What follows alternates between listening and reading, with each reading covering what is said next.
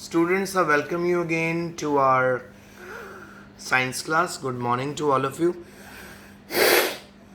तो बेटा आज मैंने आपको याद होगा कि मैं आपको 5 किंगडम क्लासिफिकेशन करवा रहा था, जिसमें kingdom मोनरा, kingdom protista, kingdom Plantae, kingdom animalia और किंगडम फंगाई थे। मैंने आपको बताया था कि टेबल मैंने समझाया था। देखिए यहाँ पे ज़रा ध्यान से कैसे हमारी डिवीजन है। देखो जी, ऑर्गेनिज्म दो तरह के होते हैं, या तो प्रोकैरियोटिक होते हैं या यूकैरियोटिक। प्रोकैरियोटिक होते हैं बेटा अगर उनके अंदर जो आपका एडवांस ना हो, सेल प्रिमिटिव हो, जिसमें न्यूक्लियस ना हो। और अगर वो प्रोकैरियोट हम दो यूनिसेलुलर सिंगल सेल के बने में, तो वो मोनरा में रखे जाएंगे। तो मैक्सिमम बैक्टीरिया ये सब हमारे किंगडम मोनरा में आते हैं। फिर हम पहुंच गए जी यूकैरियोट्स पे। यूकैरियोट्स दो तरह के होते हैं, या होते हैं यूनिसेलुलर या मल्टीसेलुलर। अगर यूकैरियोट यूनिसेलुलर है, जिनमें न्यूक्लियस जो है वो वेल डेवलप्ड है, तो वो सारे के सारे आ जाते हैं प्रोटिस्टा में। प्रोटिस्टा की एग्जांपल मैंने आपको बताई थी, यूग्लिना, पैरामीशियम, ठीक है। और एक और एग्जांपल थी अमीबा, ठीक है। और मल्टी सेलुलर दो तरह के होते हैं। मल्टी सेलुलर जिसमें सेल वॉल होती है, सेल वॉल, और विदाउट सेल वॉल। जिनमें सेल मेम्ब्रेन होती है वो बन जाते हैं एनिमल, जिनमें सेल वॉल होती है वो दो भागों में बढ़ जाते हैं। अगर तो वो फोटोसिंथेसिस नहीं करते तो हम उनको फंगस बोलते हैं, फंगाई में रखेंगे। और अगर वो फोटोसिंथेसिस करेंगे तो उनको प्लांटी में रखेंगे। फिर यहाँ पे कुछ क्वेश्चन आइए, जरा इनको सॉल्व करते हैं। What is the criteria of classification of organism as belonging to kingdom Monera and Protista? Kingdom मोनरा और प्रोटिस्टा को आप लोगों ने किस बेस के ऊपर सेपरेट किया? तो ये किंगडम मोनरा और प्रोटिस्टा को हम लोगों ने सेपरेट किया on the basis of eukaryote और प्रोकैरियोटिक सेल। अगर तो प्रोकैरियोटिक सेल है जिसमें सारे यूनिसेलुलर आपके ऑर्गेनिज्म है, तो और उनके अंदर वेल डेवलप न्यूक्लियस नहीं है, तो सारे हमारे मोनरा में रखे जाएंगे। अगर तो हमारे पास है बेटा यूकैरियोटिक सेल्स, यूनिसेलुलर सेल, और उनका न्यूक्लियस वेल डेवलप्ड है, तो उनको हम किंगडम प्रोटिस्टा में रखेंगे। कितना इजी।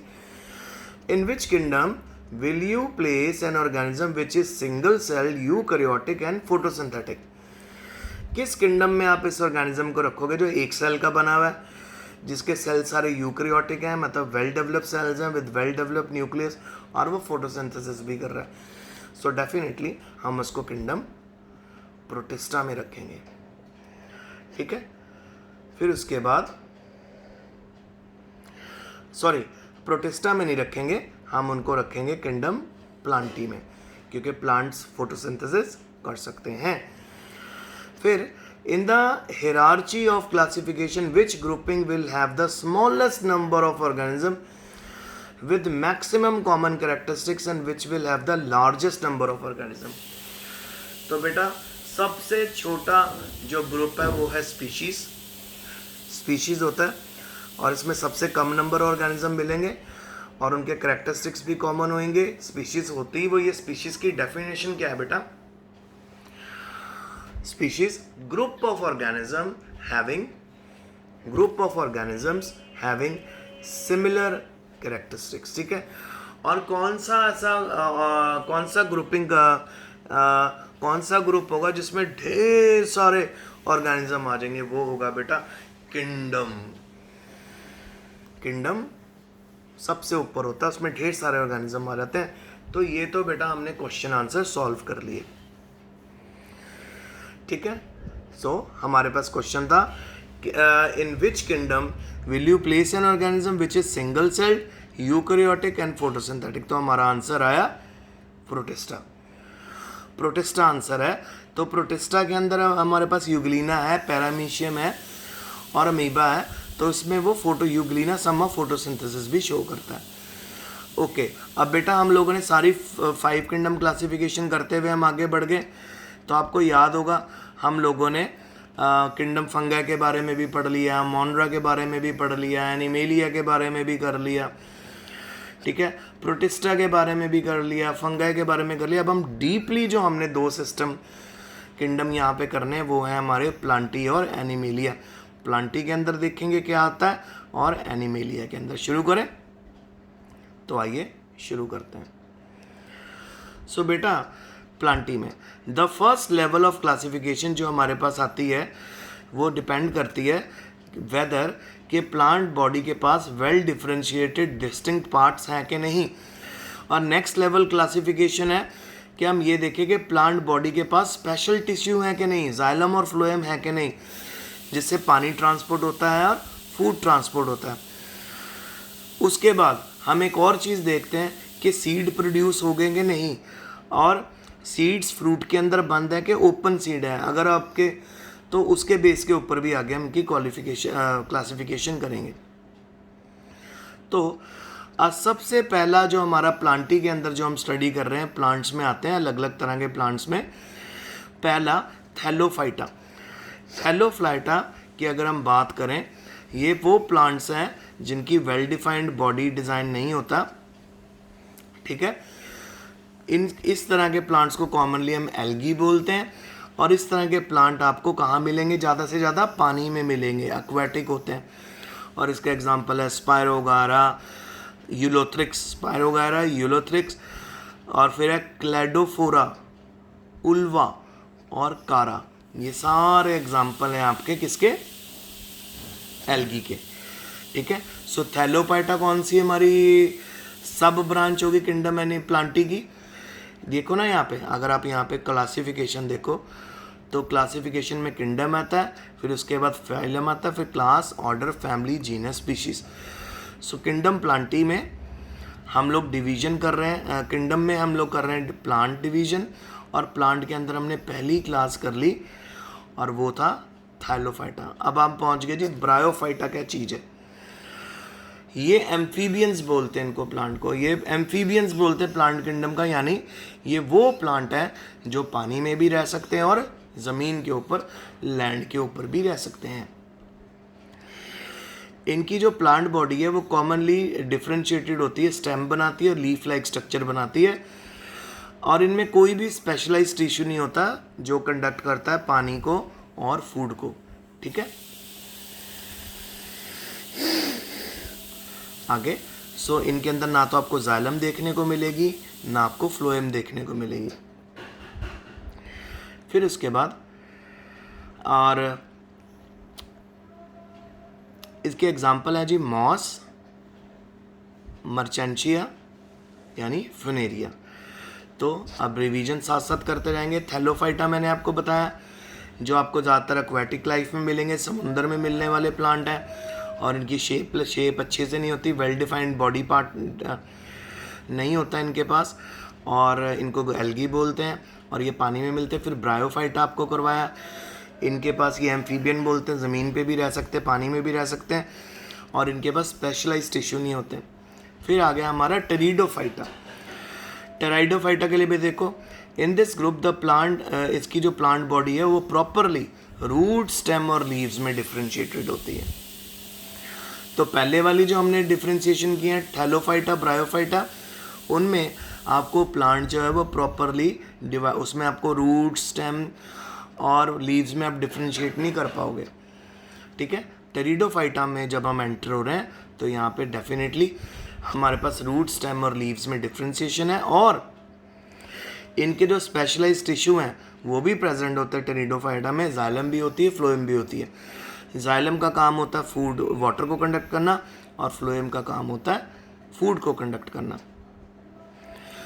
तो इसकी एग्जांपल आ जाती है marsilea, ferns and horse tail. फिर उसके बाद the reproductive organ of plant in all these 3 groups are very inconspicuous, बिल्कुल डिफरेंट तरह के इनके रिप्रोडक्टिव ऑर्गन होते हैं, ठीक है, 3 ग्रुप्स में। यानी हमने 3 ग्रुप कर लिए, एक हमने कर लिया थैलोफाइटा, एक ब्रायोफाइटा और टेरिडोफाइटा। सो इनके जो रिप्रोडक्टिव प्लांट के रिप्रोडक्टिव जो पार्ट होते हैं वो बिल्कुल डिफरेंट होते हैं, ठीक है। दूसरी तरफ जिन प्लांट्स के वेल डिफरेंशिएटेड रिप्रोडक्टिव पार्ट होते हैं और जो सीड्स बनाते हैं उनको हम बोलते हैं फेनेरोजेम्स। तो यानी अगर आपके पास टेरिडोफाइटा हो, ब्रायोफाइटा हो, थैलाफाइटा हो, तो इनके अंदर बेटा आपको रिप्रोडक्टिव सिस्टम अच्छे से डेवलप नहीं मिलेगा। अगर वेल डेवलप्ड टेरिडोफाइटा के अंदर आपको रिप्रोडक्टिव सिस्टम मिल रहा है तो उसको हम बोलते हैं फेनेरोजेंस। तो आप देखो, तो सीड्स इसके अंदर हमारे पास रिजल्ट होता है सेक्सुअल रिप्रोडक्शन का। They consist of embryo along with stored food. Embryo भी होता है और इसमें खाना स्टोर भी रहता है जो ग्रोथ में मदद करता है जर्मिनेशन के समय। इस ग्रुप को फर्दर 2 भागों में बांटा गया, किसके बेस के ऊपर, whether the seeds are naked और इनक्लोज्ड इन फ्रूट। देखो बेटा, आपने मैंगो खाया, आपने एप्पल खाया, आपने नोटिस किया कि उनके सबके सीड अंदर होते हैं, बाहर फ्रूट प्रेजेंट होता है। तो कई हमारे पास ऐसे प्लांट होते हैं जिनके सीड्स बिल्कुल नेकेड होते हैं, उनके ऊपर फ्रूट नहीं होता। कई प्लांट होते हैं जिनके ऊपर फ्रूट होता है। आइए अब उनको भी हम पढ़ लें। सबसे पहले आता है जिम्नोस्पर्म। जिम्नोस्पर्म ये ग्रीक से डिवाइड हुई है। नेकेड्स मीन्स सीड्स, नेकेड सीड्स। जिन सीड्स के ऊपर फ्रूट नहीं होता उनको जिम्नोस्पर्म बोलते हैं। एग्जाम्पल है पाइन और देवदार, ठीक है। फिर एंजियोस्पर्म, ये देखो बेटा पाइन और डायग्राम यहाँ पे बना हुआ है पाइन का और जो साइकस का। फिर उसके बाद हमारे पास आ गया जी एंजियोस्पर्म। एंजियोस्पर्म ये भी ग्रीक वर्ड है, इसका मतलब होता है कवर्ड सीड। सीड्स के ऊपर हमेशा आपको फ्रूट मिलेगा। मैक्सिमम जितने आप फ्रूट खाते हो वो सारे एंजियोस्पर्म्स हैं, याद रखना। तो प्लांट का जो एम्ब्रियो होता है उसका सीड होता है, सीड के अंदर कॉटिलिडन्स होता है और कॉटिलिडन को सीड लीव्स भी बोलते हैं। और सीड जर्मिनेशन के समय ग्रीन लीव्स यहीं से बनते हैं। Angiosperm are further divided into 2 group on the basis of number of cotyledon. 2 मतलब अगर एक सिंगल कॉटिलिडन है तो मोनोकॉटिलिडनस, अगर 2 कॉटिलिडन है तो डाइकॉटिलिडनस, ठीक है। डाइकॉट्स और मोनोकॉट्स। अब डाइकॉट मोनोकॉट बहुत आसान है। आपके पास मूंगफली है, ठीक है, पीनट है। पीनट का अगर आपके पास उसको आप ओपन करो, उसके जो कॉटिलिडन को आप 2 भागों में बांट सकते हो, उसका जो दाना होता है 2 पार्ट्स में डिवाइड हो सकता है, तो वो है डाइकॉट। और अगर पीनट के ही दाने को आप डिवाइड कर रहे हो 2 भागों में तो वो डाइकॉट। और अगर आपके पास है मक्की का दाना, ठीक है, मेज का दाना, क्या मेज के दाने को मक्की के दाने को 2 भागों में बांट सकते हो? नहीं बांट सकते ना, तो वो है मोनोकॉट। तो जो ग्रेन 2 पार्ट्स में डिवाइड हो जाता है आसान से, काजू हो गया, बादाम हो गया, काजू हो गया, ये 2 भागों में बढ़ जाता है। पीनट आपका 2 भागों में बढ़ जाता है, ठीक है। तो ये हो गए हमारे डाइकॉट्स। और जो 2 भागों में नहीं बढ़ता वो हो गया मोनोकॉट, ठीक है बेटा। ये मैंने काइंड ऑफ आपका पूरा आज प्लांट किंगडम करवा दिया। तो प्लांट किंगडम में हम एक टेबल के थ्रू भी अब इसको समझ जाते हैं। तो देखो ये प्लांट्स 2 तरह के, अगर तो इनके पास डिफरेंशिएटेड पार्ट नहीं, हम डिवाइड नहीं कर पा रहे कि भी रूट कहाँ है, लीफ कहाँ है, तो वो थैलोफाइट। अगर उनके पास डिफरेंशिएटेड पार्ट है 2 भागों में, अगर उनके पास स्पेशलाइज्ड टिश्यू नहीं है, जाइलम फ्लोएम नहीं है, तो ब्रायोफाइट। अगर उनके पास स्पेशलाइज्ड टिश्यू है तो फिर 2 भागों में, टेरिडोफाइट एंड फेनेरोजन। टेरिडोफाइट अगर वो सीड प्रोड्यूस नहीं करते और फेनेरोजन्स अगर वो सीड प्रोड्यूस करते हैं। फिर उसके बाद 2 भाग सीड प्रोड्यूस वाले भी, जिम्नोस्पर्म जिसमें नेकेड सीड होते हैं और एंजियोस्पर्म जिसमें फ्रूट होता है सीड के ऊपर। और एंजियोस्पर्म भी 2 भागों में। अगर कॉटिलिडन एक पार्ट का डिवाइड नहीं हो रहा तो मोनोकॉट्स, अगर कॉटिलिडन 2 भागों में डिवाइड हो सकता है तो डाइकॉट। तो बेटा ये मेरा आज का लेक्चर है। मैं आपको कुछ डायग्राम्स और टेबल भेजने वाला हूँ, वो आपका होमवर्क है, तो प्लीज़ उसको भी आप कर लेना। आज हमने क्या किया, किंगडम प्लांटी की डिवीजन की, thallophyta, bryophyta, pteridophyta, angiosperm and gymnosperm. तो आज का लेक्चर यहीं तक। Stay home, stay safe, best of luck and study.